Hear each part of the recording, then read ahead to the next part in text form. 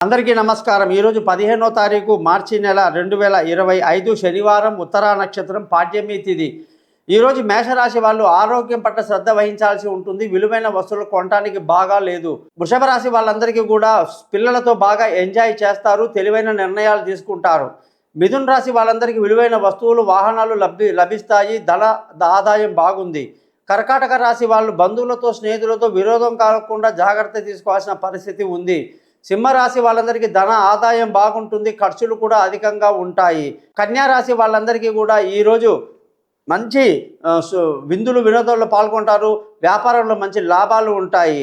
తులారాశి వాళ్ళందరికీ కూడా ఈరోజు ఉద్యోగంలో లేని పని చిక్కులు, గొడవలు ఉండే అవకాశాలు ఉంటాయి. జాగ్రత్తలు తీసుకొని తప్పుడు నిర్ణయాలు జాగ్రత్తగా ఉండాలి. వృశ్చిక రాశి వాళ్ళందరికీ వాళ్ళ అదృష్టం బాగా కలిసి వస్తుంది, పెద్దల ఆశీస్సులు బాగుంటాయి, వ్యాపారంలో లాభాలు.